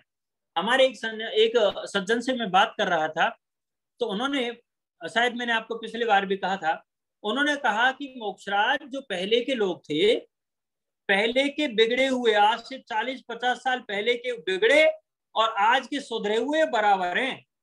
तो मैंने कि क्या मतलब आपका, कि जितने आज ये जो सुधरे लोग लग रहे हैं ना आपको, ये उपदेशक है, ये धर्मात्मा है, ये बड़ा आचार्य है, ये सब उसका महंत है, ये उस अखाड़े का वो है, यानी जो एक साधारण सा किसान व्यक्ति भी गांव में होता था, उसके जीवन में जितनी पवित्रता थी, वो भले कम पढ़ा लिखा था, उसके पास लोगों की भीड़ नहीं रहती थी, उसको मतलब उसे लोकेशना भी प्रिय नहीं थी, तो आज से 40-50 साल पहले के जिस दर्शन को लोग जी रहे थे, आज के बहुत पढ़े लिखे, समझदार और बहुत प्रसिद्ध लोग भी उतना अच्छा सच्चा जीवन नहीं जीते हैं। ये जब उन्होंने मुझे कहा तो बहुत बार मुझे खुद को लगा कि यार, इन्होंने कहा, मैं खुद भी तो देखूं अपने आप को, तो मुझे वाकई लगा यार, हम तो बहुत बार गलतियां करते हैं। हम कई बार अपने स्वार्थ के लिए, अपने किसी और के लिए, किसी को नीचा दिखाने के लिए, कोई पद पर नहीं आ जाए उसके बिल्कुल उसको मटिया मेट करने के लिए बहुत सारे काम करते हैं। तो हमारे अंदर भी बहुत सारे जो दोष हैं, ये कब समाप्त होंगे, जब हम स्वयं अपने दोषों को स्वीकार करेंगे, उन दोषों की एक सूची बनाएंगे कि अभी मुझ में ये बीमारी है, बाकी मैं इस बीमारी को, मैं इस दोष को, अपने जीवन के शत्रु को समाप्त नहीं करूंगा, तब तक मैं आर्य कहलाने के योग्य नहीं। ऐसा एक अपना मतलब एक संकल्प पत्र रहना चाहिए। तो आप ये देखो कि अगर इस सूत्र को महर्षि पतंजलि ने इतना ही कहकर के छोड़ दिया है कि भैया गुफाओं में जाओ, तपस्वाध्याय ईश्वर प्रणिधानानि क्रिया योगों का पाठ करो और आराम से ओम का जप करके बाबाओं के साथ कमंडल उठाए भिक्षा लेके पड़ जाओ, नहीं। मुझे ऐसा लगता है कि ये आपको और मुझे दिया हुआ सूत्र है, जो गृहस्थ में है, जो दुनियादारी चला रहे हैं, और इन लोगों को, हम लोगों को इस अभ्यास को करना है। एकांत में रह करके कौन सा क्रोध उठ जाएगा, एकांत में रहकर किससे वैर भाव हो जाएगा। हम समूह में रहते हैं तभी तो ये व्यवहारों की पता चलेगा, इनकी परीक्षा होगी कि आखिर हम हैं क्या। अंदर से झकझोर देने का, चित्त को एक जिसको दृढ़ता के साथ अविचलित कर देने का नाम है योग दर्शन। योग दर्शन केवल कोरी प्रवचन का ग्रंथ नहीं है। अब मैं इसमें आपको आगे की बात बता देना चाह रहा हूं कि चलो तप की बात भी आ गई, तप के बाद हमारा स्वाध्याय का विषय भी आ गया। इसके बाद एक पद है वो मुझे बहुत प्रिय है, और वो पद है ईश्वर प्रणिधान। जो यहाँ पर 3 चीजें कही जा रही हैं क्रिया योग में, तपस्वाध्याय ईश्वर प्रणिधानानि क्रिया योग। ये जो ईश्वर प्रणिधान है, मैं आपको क्या बताऊं ललित जी, बहुत मतलब ऐसा लगता है कि व्यक्ति का भरोसा होना चाहिए। आप में से ज्यादा सभी लोग, लगभग 100% लोग सात्विक भाव के हैं। आपने स्वयं ने बहुत बार ये सोचा होगा, कोई विषय आपके सामने आया, आपके मित्र लोग उसमें व्यथित हैं, और आप आश्वस्त हैं कि निश्चित रूप से भगवान ये काम करेगा, यानी ये मुझे फल मिलेगा। एक ऐसे विश्वास के साथ, आशा के साथ, चाहे आप घने जंगल में कहीं फंस गए हो, अकेले हो, ट्रेन नहीं मिल रही है, बस नहीं मिल रही है, दुर्गम क्षेत्र में चले गए, प्रचार के लिए आप अकेले चले, यानी कहीं भी कुछ भी है, या फिर आपको लग रहा है कि एक रिजल्ट आने वाला है, या फिर कोई विज्ञप्ति निकली हुई है, किसी प्रोफेसर की जगह निकली है, विदेश की यात्रा का कुछ है, यानी कभी कभी आपने अपने जीवन में, चाहे आप ससुराल के साथ ससुराल में जा रहे हो, वहां का कुछ काम है, गृहस्थ में हो वहां कुछ काम है, बच्चों की पढ़ाई लिखाई का है, लेकिन आप में से 100% लोग ऐसे हैं जो मैं उम्मीद करता हूं उन्होंने अनुभव किया है कि भगवान उनकी कितनी प्यारी व्यवस्था करता है, ईश्वर उनके साथ किस तरह से साथ देता है, ईश्वर उनके अंदर अपने ईश्वर के प्रति जो विश्वास है उसे भगवान मरने नहीं देता है। इस चीज को आपने अनुभव किया होगा कि जब आपकी गहरी निष्ठा, गहरी आस्था, ईश्वर के प्रति जब भक्ति होती है, विश्वास होता है, तब आपने देखा होगा कि वास्तव में आपका विश्वास जीतता है, आपका भरोसा जीतता है, और भगवान आपको ऐसी ऐसी स्थितियों से उबार कर ले आता है कि आपको दूसरे लोगों के लिए आश्चर्य होता है कि ऐसा भी हुआ। तो मैं ये कहना चाह रहा हूं कि जो एक पद यहां पर आया है ईश्वर प्रणिधानाद्वा, यदि हम पूरी ईमानदारी के साथ ईश्वर प्रणिधान करते हैं, हम ज्यादा पढ़े लिखे नहीं हैं, मान लिया, वेदों को नहीं पढ़ा ये भी स्वीकार कर लिया, बड़ी संस्थाओं के पदाधिकारी नहीं है, कोई बड़े संस्था के अंदर कोई और ओहदा नहीं मिला हुआ है, लेकिन हमारे अंदर एक गुण बहुत प्रबल है, जिसके लिए ऋषि दयानंद जी ने इतना प्यारा सा शब्द बोला है। ऋषि दयानंद जी ने एक जगह लिखा है कि धर्मात्मा मतलब अधर्मात्मा चक्रवर्ती राजा भी क्यों ना हो, उसका अहित करो, उसका हित ना करो और उससे ना डरो। वो कहते हैं कि चक्रवर्ती राजा भी क्यों ना हो, उससे ना डरो, उसका अहित करते रहो। अब दूसरी तरफ कहते हैं कि धर्मात्मा भले ही दरिद्र है, मूर्ख है, ये जो मूर्ख शब्द है इस पर उस सेंटेंस को पुनः देखा जाए, लेकिन अज्ञानी है, मूर्ख है, लेकिन धर्मात्मा है, उससे डरो। यहां पर मैं केवल इस धर्मात्मा शब्द पर आपका ध्यान आकृष्ट करना चाह रहा हूं कि धर्मात्मा में ऐसा क्या है कि वो व्यक्ति अज्ञानी भी है, मूर्ख है, दरिद्र है, लेकिन धर्मात्मा। एक तरफ वो बहुत विद्वान है, चक्रवर्ती सम्राट है, लेकिन दुष्ट है।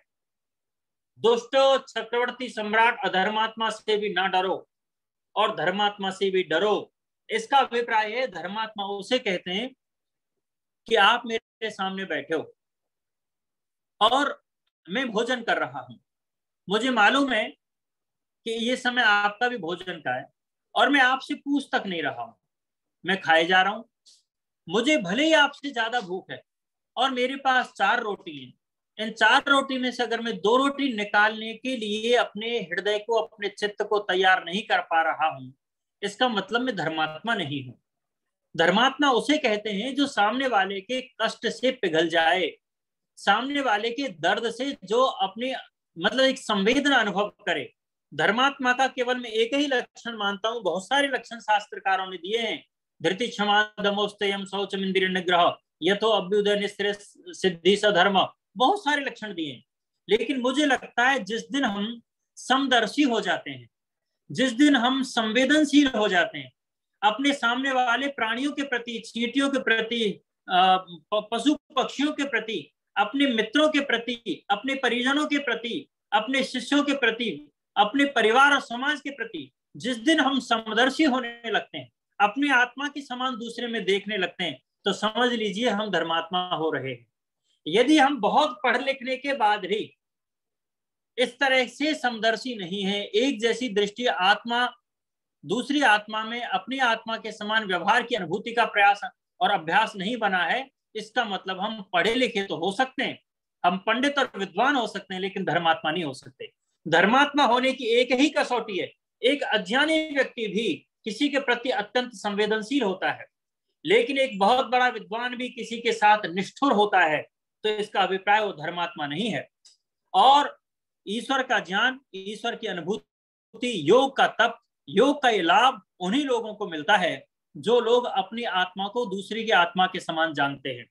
अगर किसी को इस बात का अहंकार है कि उसने बहुत कुछ किया है, बहुत पढ़ा है, बहुत उसके धन है, और वो किसी मतलब का नहीं है, यानी वो किसी की आत्मा की आवाज को नहीं समझ पा रहा है, किसी के भाव को नहीं समझ पा रहा है, तो फिर वो धर्मात्मा मेरी दृष्टि में नहीं है। और ऋषि के उस वाक्य को मैं इसी रूप में समझा हूं कि चक्रवर्ती दुष्ट यानी भी क्यों ना हो, और इसीलिए कहा है हमारे यहाँ पर एक विद्या वृद्ध है, एक व्यक्ति वय वृद्ध है, एक विद्या वय वृद्ध है। तो इस तरह से जो चीजें लाई गई है ना, जिनको कैटेगराइज किया ऋषि दयानंद जी ने, अनेक शास्त्रकारों ने, वो इसीलिए कहा है कि हमारा धर्मात्मा होना ज्यादा आवश्यक है। तो ये जो यहाँ पर ईश्वर प्रणिधान, ईश्वर प्रणिधान की बात हो रही है, वो ये कहना चाहते हैं कि यदि आपने ईश्वर की साक्षी का अनुभव कर लिया है, अब हम जितने लोग बैठे कुछ सेकंड्स के लिए अपनी आंखें बंद करें और आंखें बंद करके हम बस यही सोचें कि ईश्वर हमें देख रहा है, सुन रहा है, समझ रहा है। हम ईश्वर जैसा हम कहते हैं तदे जति तन्ने जति तदूरे तदवंत के तदंतर से सर्वस्य तदु सर्वास्या से बाह्यता। ईश्वर मेरे पास है, दूर है, नीचे है, ऊपर है, दाएं बाएं है, सब और समाया हुआ है, मैं उसके मध्य हूँ। ईश्वर से बाहर में कहीं जा नहीं सकता। हे ईश्वर, जो सामर्थ्य तूने मुझे वाणी का, व्यवहार का, विचार का, बल का, समाज का दिया है, वो सब तेरे द्वारा दिया, अर्जित किया हुआ है। क्योंकि मेरे जितने सखा, मेरी उम्र के जितने साथी थे, उन सबके पास इतना सामर्थ्य नहीं है। बहुत सारे मुझसे पहले दुनिया छोड़कर चले गए, मैं आज तक हूँ, किसी व्यवस्था से तेरे कारण से हूँ। तो ऐसी विचारों को कि हम लोग ये देखें कि ईश्वर का हम पर कितना उपकार है और ईश्वर हमें लगातार देख, जान, सुन और समझ रहा है, इस भाव को ध्यान में रखकर जब हम अपना जीवन जीने लगते हैं तो ईश्वर प्रणिधान का एक अंश हमारे अंदर घटने लगता है। और जब ईश्वर प्रणिधान का ये समर्पण भाव हमारे अंदर घट जाता है, तब समझ लीजिए कि बहुत बड़ा सूत्र वहां पर कहा गया है विकल्प के रूप में कि यदि आपको ईश्वर प्राप्ति करनी है, बहुत सारे उपाय वहां पर दिए, लेकिन ईश्वर प्रणिधान वा अकेला ईश्वर प्रणिधान, भगवान की भक्ति, उसके प्रति अटूट विश्वास और सत्य असत्य का ठीक से विवेक, इन चीजों के साथ जब हम ईश्वर के प्रति समर्पित रहेंगे तो निश्चित रूप से हमारा योग सफल होगा, हमारी समाधि लगेगी, भक्ति हमारी पूर्ण होगी, उपासना का फल मिलेगा, भगवान के हम निकट होंगे। तो ये सारे फल हमको ईश्वर प्रणिधान के बाद आ जाने हैं। केवल एक सूत्र को मैंने इस रूप में आपके सामने लिया है कि मुझे ये अपने दैनिक व्यवहार के जीवन में ऐसा लगता है कि इस एक सूत्र को हम ठीक से जी लें तो आगे योग के सारे रास्ते खुल जाएंगे। इसलिए आप इस तप को समझिए जो द्वंद्व सहन है, स्वाध्याय को समझिए जो वेदादि शास्त्रों का अध्ययन, प्रणव का जप और स्वयं का अध्ययन है, और ईश्वर प्रणिधान, ईश्वर के प्रति पूर्ण समर्पण को समझिए। यही मेरा आज के इस छोटे से व्याख्यान का सार है। आप सभी ने मुझे धैर्य पूर्वक सुना, बहुत बहुत धन्यवाद, बहुत बहुत आपका आभार। और मुझे नहीं मालूम कि मैं आप लोगों की सेवा आज इस आकस्मिक इस सत्र में कर पाया नहीं। ओम समीतलम, धन्यवाद, नमस्ते। और आपने जो सेवा की क्रिया योग यहाँ कराया है, एक फैसला, एक तीर से दो शिकार, हम मानते हैं एक तीर से कई शिकार हुए और कई चीजें लोगों को यहाँ प्राप्त हो रही है। तो बहुत ही उत्तम व्याख्यान आपका रहता है, आज किया है। मैं निवेदन करूंगा डॉक्टर निष्ठा विद्यालंकार जी से 2 मिनट में अपना आशीर्वाद हमें दें। डॉक्टर निष्ठा विद्यालंकार। आर्य समाज, आवाज आ रही? आवाज आ रही। आर्य समाज महरौनी झांसी के तत्वावधान में ऑनलाइन कार्यक्रम बखूबी प्रतिदिन ही आयोजित होता है और भाई लखनलाल जी बहुत ही जागरूक और प्रबुद्ध कार्यकर्ता है आर्य समाज के, और अहर्निश आर्य समाज को उत्तरोत्तर प्रगति के पथ पर आरूढ़ करने के लिए आप संलग्न रहते हैं और बहुत ही उत्तमोत्तम विद्वानों को आप यहाँ पर प्रस्तुत करते हैं, सभी लोगों को ज्ञानार्जन कराने के लिए। और आज भी बहुत ही सुलझे हुए वक्ता आदरणीय मोक्षराज जी का पूरा प्रवचन मैं नहीं सुन पाई, क्योंकि कुछ गृहस्थ की व्यस्तताएं रहती हैं और कुछ कॉलेज की व्यस्तताएं रहती हैं। तो इन सभी व्यस्तताओं को रखते हुए जो भी समय मिल जाता है वही अमृत तुल्य होता है। तो मोक्षराज जी से हमारा बहुत ही पुराना परिचय है। अजमेर की तरफ भी मैंने कई पारायण यज्ञों का ब्रह्मत्व किया है और उन दिनों आपके साथ में वेद पाठ और प्रवचन का उधर कई बार आयोजन हुआ और उस समय संभवतः आप वहीं अजमेर में रहकर ही अपना स्वाध्याय कर रहे थे और उस स्वाध्याय को व्यावहारिक रूप आज के प्रवचन में पूरा ही मैंने साकार रूप देखा। बहुत ही बधाई के पात्र हैं आदरणीय हमारे मोक्षराज जी। स्वाध्याय और तप के ऊपर इतना व्यावहारिक आपने और प्रैक्टिकल आज वक्तव्य प्रस्तुत किया। स्वाध्याय तो हमारे जीवन का अभिन्न अंग होना ही चाहिए। स्व अपना अध्याय अध्ययन करना और स्वाध्याय मोक्ष शास्त्राणाम, मोक्ष शास्त्रों का आर्ष ग्रंथों का अध्ययन करना भी स्वाध्याय कहलाता है। प्रत्ययहम प्रत्यवेक्षेति नरश्चरित्रमात्मनः किन्नु में पशुभिस्तुल्यम किन्नु सत्पुरुषैरिव। हमें प्रतिदिन अपना अध्ययन करना चाहिए कि परम पिता परमात्मा की कृपा से हमको ये जो मानव का जीवन प्राप्त हुआ है, इस मानव जीवन को प्राप्त करके मैं वास्तव में मनुष्य की तरह ही जीवन व्यतीत कर रहा हूँ अथवा पुरुषों की तरह। और प्रत्येक अपनी प्रतिक्रिया पर हमको जज करना चाहिए रात्रिकालीन बेला में बैठ करके कि प्रातः काल से लेकर रात्रि पर्यंत हमारी जितनी भी गतिविधियां रही, जितनी भी कार्य प्रणाली रही, उनमें कौन कौन से करणीय कर्तव्य रहे और कौन कौन से अकरणीय कर्तव्य रहे। जो करणीय कर्तव्य हैं, जिनके द्वारा हमारे साथ साथ औरों को भी लाभ प्राप्त हुआ, औरों को भी हम प्रसन्न कर पाए, उनको और गति देना, और जिनसे अन्यों को कष्ट पहुंचा या किसी को हानि पहुंची या जो अकरणीय है, नहीं करने योग्य कर्म है, वो कितने थे, उनको अपने जीवन से दूर करना। और वेद के इस वाक्यांश के अनुसार परोपे ही मनस पाप, हे पापों तुम यहाँ से भग जाओ, तुम्हारा यहाँ कोई काम नहीं। और मोक्ष शास्त्रों का अध्ययन करना, वेदादि सत्य शास्त्रों का, वेद है, उपनिषद है, गीता है, रामायण है, दर्शन है, ब्राह्मण ग्रंथ है, क्योंकि आर्ष ग्रंथों का पढ़ना बहुमूल्य मोतियों को प्राप्त करना है और मनुष्यकृत ग्रंथों को पढ़ना ठीक उसी तरह से है जैसे खोदा पहाड़ और निकली चुहिया, वो भी जीवित नहीं मृत। इस प्रकार से हमको स्वाध्याय पर बहुत ही बल देना चाहिए और तैत्तिरीयोपनिषद में तो बहुत बड़ा ही मंत्र आया है, ऋतम च स्वाध्याय प्रवचने च सत्यम च स्वाध्याय प्रवचने च तपं च स्वाध्याय प्रवचने च स्वाध्याय प्रवचने च स्वाध्याय प्रवचने च करते हुए 12 बार लगभग स्वाध्याय शब्द का वहां पर प्रयोग हुआ है। इससे ही प्रतीत होता है कि स्वाध्याय का हमारे जीवन में कितना बड़ा महात्म्य है। इसलिए स्वाध्याय को अपने जीवन का अभिन्न अंग बनाना चाहिए।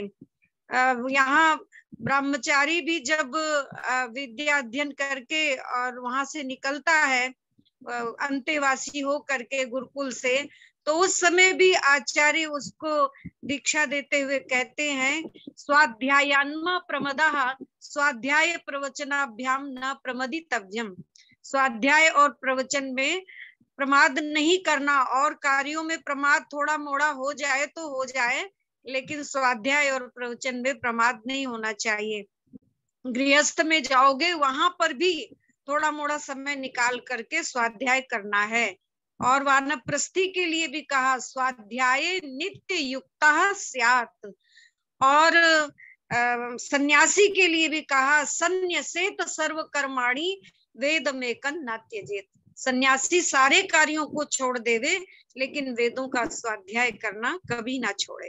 तो स्वाध्याय की बहुत बड़ी महिमा है, और उस पर आपने बहुत ही सुंदर और बहुत ही सहज भाव में आपने बिल्कुल प्राकृतिक रूप से अपने विचार रखे हैं, और विभिन्न उदाहरणों के द्वारा आपने अपने विषय की बड़ी सुंदर पुष्टि की है। और जो अभी हमारा ये पर्व आने वाला है आगामी, वो स्वाध्याय का ही पर्व होता है। श्रावणी उपाकर्म जो होता है वो स्वाध्याय का ही पर्व होता है। और तप की परिभाषा भी आपने बहुत सुंदर दी। तपः द्वंद्व सहनम, भूख प्यास सर्दी गर्मी हानि लाभ यश अपयश, इन द्वंद्वों को सहन कर लेने का नाम तप है। केवल आप पाखंडियों का तप जो देखें, कहीं कोई उज्जैन में एक हाथ उठा के बैठा है उसी को तप मान रहा है, और कोई वहां पर धूप में खड़ा है उसी को तप मान रहा है। तो दुनिया भर की जो इस तरह की वो चीजें हैं उन्हीं को लोगों ने तप मान लिया है, लेकिन वास्तव में तप का नाम है द्वंद्व सहना। तो इस प्रकार से आपने शौच संतोष तपा स्वाध्याय ईश्वर प्रणिधानानि नियमा योग दर्शन के सूत्र की बड़ी सुंदर व्याख्या की है। मैं आप सभी लोगों का बहुत उत्साहवर्धन करती हूँ कि इसी तरह से आप अहरनिश लगे रहिए और विद्वानों के सुंदर प्रवचनों को सुन करके अपना आत्मिक उत्थान करते रहिए। शरीर की पूर्ति के लिए तो हम सारे सुख अपनाते हैं, लेकिन आत्मा जो इस शरीर का मालिक है, रईस है, वो हमारा भूखा रहता है, और उसका जो भोजन है ज्ञानामृतम भोजनम, उसको हम ज्ञान दें, ईश्वर का चिंतन करें, स्वाध्याय करें, प्रवचन करें और धर्म कर्म करें, क्योंकि धर्म का संबंध आत्मा से जुड़ा हुआ है। इसीलिए जब कोई व्यक्ति धर्म को अपनाता है तो उसे धर्मात्मा पुरुष कहते हैं। धर्म की क्रियाओं को करने वाला धार्मिक व्यक्ति कहलाता है, लेकिन जो व्यक्ति धर्म को आत्मा में बसा लेता है वही धर्मात्मा पुरुष कहलाता है। तो इस प्रकार से आपकी मैंने इतनी थोड़ी सी बातें सुनी थी, और बड़ा अफसोस हो रहा है कि मैं प्रतिदिन नहीं इस समय अटेंड कर पा रही हूँ। इतने अच्छे अच्छे बहुमूल्य रत्न हमारे विद्वान परोसते हैं, देते हैं, कितना मंथन करते हैं, गहन चिंतन करते हैं और उसी का अनुरोधन विलोडन करते हैं, तब इतना आपके सामने वो क्रीम रखते हैं। हमारे सभी विद्वान बधाई के पात्र हैं, और इसी तरह से आप अच्छे अच्छे विद्वानों को ला करके और उनके कार्यक्रमों को समायोजित करते रहें।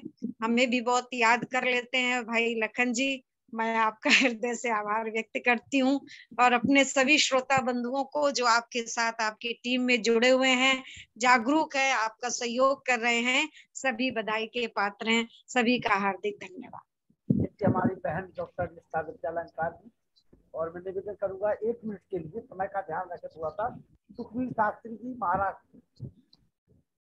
सुखवीर शास्त्री जी। हाँ जी, आचार्य मोक्षराज जी, पुरुषोत्तम जी, लखनलाल जी और हमारी बहन निष्ठा जी, आप सबकी उपस्थिति को हम नमन करते हैं, प्रणाम करते हैं। आज का आदरणीय आचार्य मोक्षराग जी ने जो सब्जेक्ट रखा, विषय रखा, बहुत ही गहराइयों के अंदर जाकर के उन्होंने इस सब्जेक्ट को खोल करके रखा। तपः, स्वाध्याय, ईश्वर प्राणिधानानि नियमा। प्रत्येक व्यक्ति को, चाहे वो जहां पर भी हो, किसी भी आश्रम में हो, किसी भी व्यवस्था में हो, किसी भी कहीं पर भी परिस्थिति में हो, तपस्वी तो होना ही चाहिए।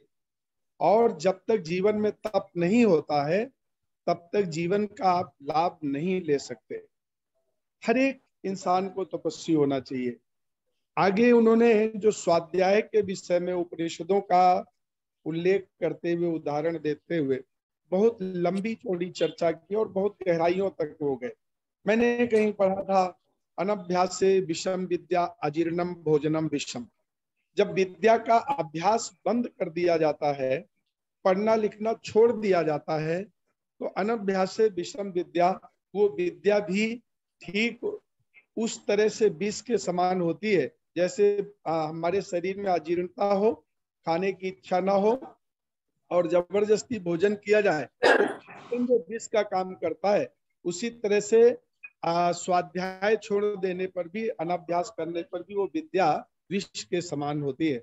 और उसके बाद में ईश्वर प्रणिधानानि, इन सब चीजों की आज उपनिषदों का उदाहरण दे करके, दर्शन का उदाहरण दे करके, महर्षि स्वामी दयानंद जी का जो उन्होंने उल्लेख किया कि पूना के अंदर नकली दयानंद को गधे पर बिठाल करके और जुलूस निकाल रहे थे विरोधी, तो स्वामी दयानंद जी ने के पास में जब ये सूचना आई और उन्होंने कहा इस तरह से आपका वहां पर तो बड़ा अपमान किया जा रहा है, स्वामी दयानंद जी ने कहा नकली दयानंद का तो ऐसा ही व्यवहार होना चाहिए, उसके साथ में इसी तरह का होना चाहिए। हम तो असली दयानंद यहाँ पर बैठे हुए हैं। तो बहुत सी प्रेरणादायक चर्चा आज आचार्य मोक्षराज जी ने इस मंच से की। हम उनका आभार व्यक्त करते हैं, अभिनंदन करते हैं और आप सब लोगों ने उनके विचारों को सुना। आप सबका बहुत बहुत धन्यवाद। और विशेष करके भाई लखनलाल जी का, जो इस पूरे कार्यक्रम के सूत्रधार हैं, बहुत ही इसके पीछे उनकी साधना होती है इस कार्य को करने में, तो उनका भी बहुत बहुत धन्यवाद, बहुत बहुत आभार। परमात्मा इसी तरह से आपको अपार शक्ति दे, इस ऋषि के मिशन को निरंतर आगे बढ़ाते रहें। हम सब लोग आपके साथ में हैं। बहुत बहुत धन्यवाद। जैसे हमारे मित्र डॉक्टर सुधीर शास्त्री जी बम्बई, डॉक्टर व्यासनंदन शास्त्री जी, केवल समय का ध्यान रखेंगे, 3 मिनट से ज्यादा नहीं। ओम वेने तत्पश्यन् निहितं गुहा सद्यत्र विश्वं भवित्येकमिदं तस्मिन्निदं संचय विचैति सर्वं स ओतप्रोतस्य विभु प्रयासो।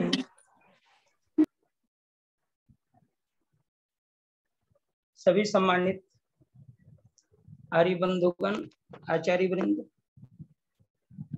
महर्षि दयानंद सरस्वती योग संस्थान आर्य समाज महरौनी के द्वारा बहुत ही सुंदर व्याख्यान चल रहा है और निरंतर बीते 1 वर्ष चल रहा है।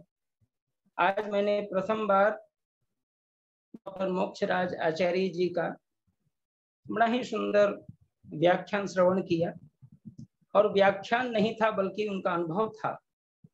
उन्होंने अपने जीवन काल में, खास करके ब्रह्मचर्य काल से ही अजमेर में रहने का जो सौभाग्य आपको प्राप्त हुआ, और डॉक्टर धर्मवीर जी के सानिध्य में आपने जो अध्ययन आदि किए हैं और अभी भी आपका जीवन शिक्षण कार्य में जुड़ा है, स्वाध्याय चिंतन योगाभ्यास से जुड़ा है, यह आपके प्रवचन से निश्चित रूप से प्रकट हो रहा है।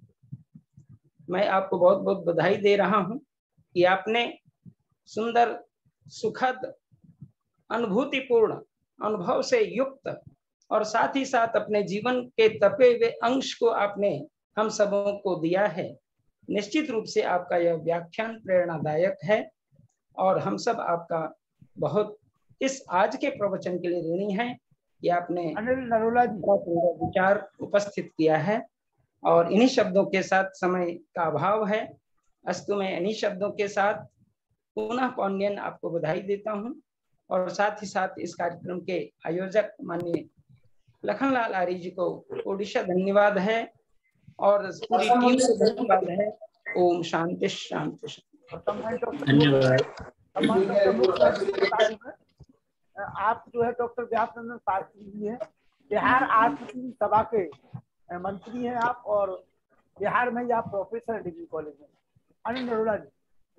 परम आदरणीय डॉक्टर मोक्षराज जी, मुनि पुरुषोत्तम जी, लखन जी, व्यासनंदन शास्त्री जी, डॉक्टर निष्ठा जी और बहन चंद्रकांता जी, वेद प्रकाश जी, सबको बहुत सादर प्रणाम। आज डॉक्टर मोक्षराज जी का जो व्याख्यान आज सुना, पहले भी 2 बार सुन चुका हूँ मैं इनको, आज तीसरी बार थी। मैं तो इस बात का आश्चर्य कर रहा था कि डॉक्टर मोक्षराज ने मैं आज तो मतलब निश्चित विषय नहीं है, अनौपचारिक रूप से बोल रहा हूँ, तो मैं तो इतना इशारे में था कि अगर अनौपचारिक रूप में डॉक्टर मोक्षराज जी ने इतना ज्ञान वर्धन किया है तो औपचारिक में तो वाकई स्वामी जैसा भी व्यासनंदन जी डॉक्टर से संबंध रहा है, से बड़ा अच्छा संबंध रहा है, तो मुझे लगता है कि डॉक्टर स्वामी दयानंद जी का व्यक्तित्व की छाया जो है डॉक्टर मोक्षराज जी पर है। इन्होंने आज जितनी बातें बताई उनमें बताया इन्होंने कि आदमी को, व्यक्ति को स्थित प्रज्ञ होना चाहिए, कोई लाभ हानि, कोई नुकसान हो जाए, किसी किस्म का सुख दुख, हानि लाभ, गर्मी सर्दी, प्रत्येक अवस्था में आदमी को समदर्शी और बिल्कुल संवेदनशील रहना चाहिए और एक ही भाव में रहना चाहिए। वो वाकई बहुत अच्छी चीज है। और स्वाध्याय पर जो इन्होंने जोर दिया है, स्वाध्याय की तो बात ही वाकई बिल्कुल सही बात है। मैं खुद कई बार देखता हूँ कि कई बार वेद मंत्रों को मैं जब हिंदी अनुवाद पढ़ता हूँ तो हर बार मुझे कोई ना कोई नई बात पता चलती है। तो मुझे लगता है कि वाकई स्वाध्याय का इस जीवन में बहुत महत्व है। जितने भी मंत्र हम संस्कृत में पढ़ते हैं, यज्ञ में, संध्या में, आपके शांतिकरण में, स्वस्ति वाचन में, तो हमें चाहिए कि हम इनका हिंदी अर्थ भी साथ साथ पढ़ते रहें तो बहुत अच्छा रहेगा। उससे हमारे ज्ञान की भी बढ़ोतरी होती है। और जैसा किसी ने कहा था कि ज्ञान वो चीज है कि मैं जितना जितना ज्ञान प्राप्त करता गया मुझे पता चलता गया कि मुझे कुछ भी पता नहीं था, अब भी कुछ पता नहीं है। जब जैसे जैसे ज्ञान प्राप्त होता रहता है तो अपनी अज्ञानता के बारे में और पता चलता रहता है। तो डॉक्टर मोक्षराज जी आपका बहुत बहुत धन्यवाद, सादर प्रणाम, बहुत बहुत नमन। माता चंद्रकांता जी।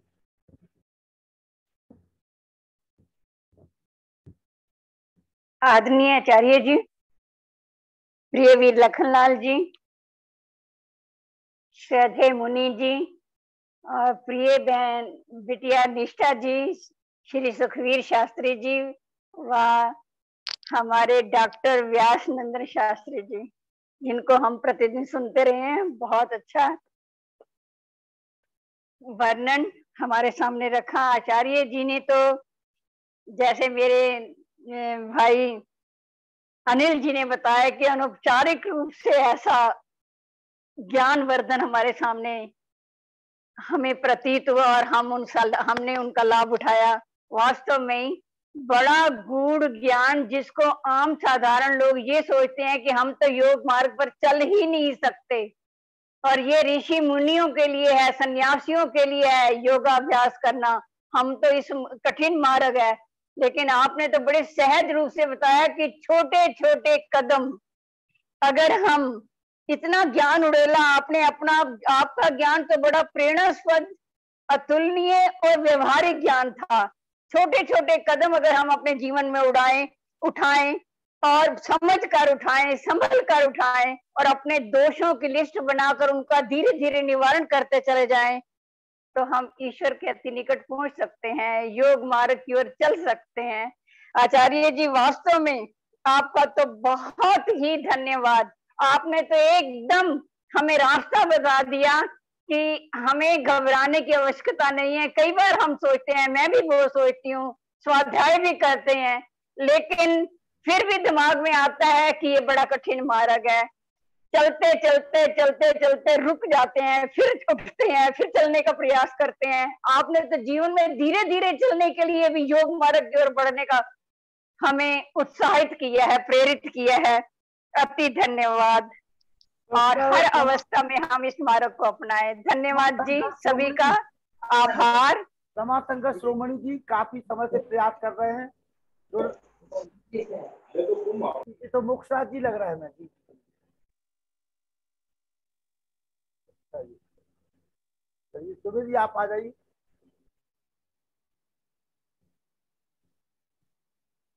सुबह जी ओम ओम जी।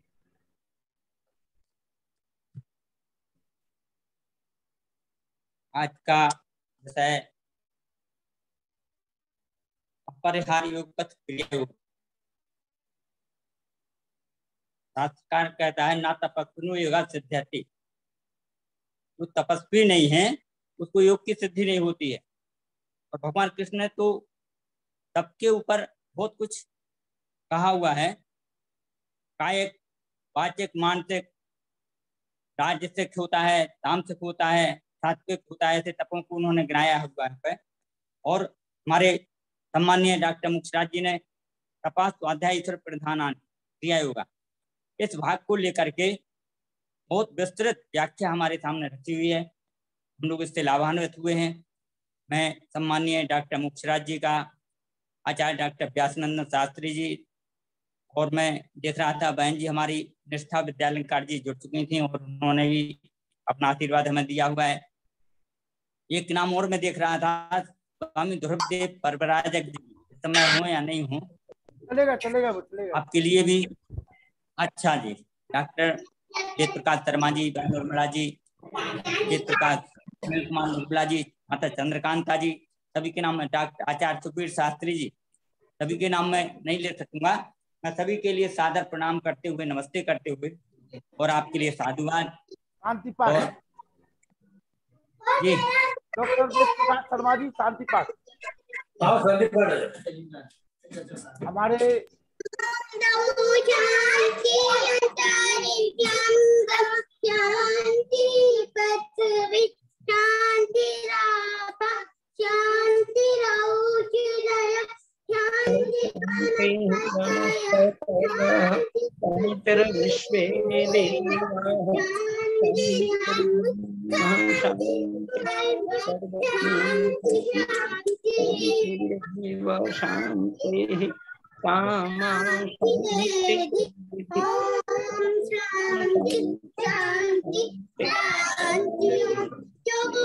निष्ठा जी आप बुलवाइए, निष्ठा जी जयकारा लगवाइए, निष्ठा जी जयकारा लगवाइए,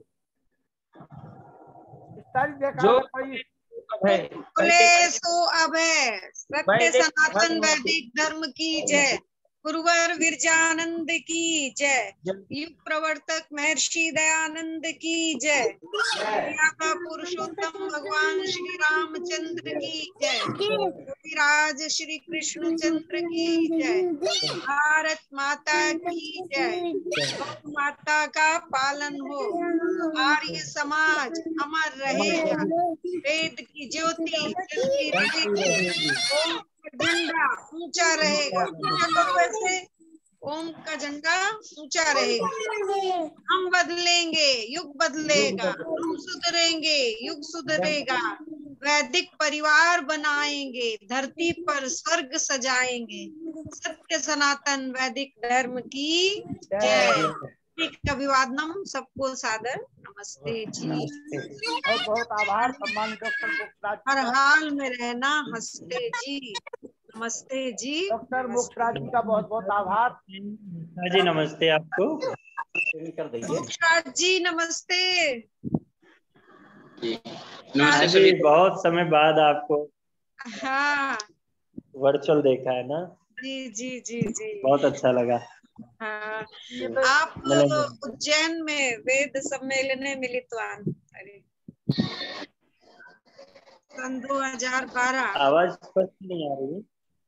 आवाज नहीं आ रही। ठीक। ध्वनिम न आगच्छति। आ रही बोलिए बोलिए। अच्छा हाँ, आपने कहा मोक्षराज जी 2012 में उज्जैन के वेद सम्मेलन में मिले थे। हाँ जी, उज्जैन में मिले थे और कड़ेल में प्रोग्राम में 2-3 बार आए तो आप पारायण यज्ञों में हमारे साथ थे वेद पाठ के लिए। बिल्कुल, बहुत अच्छा लगा। अच्छा कार्यक्रम, उस समय भी आपका प्रवचन होता था, अच्छा होता था।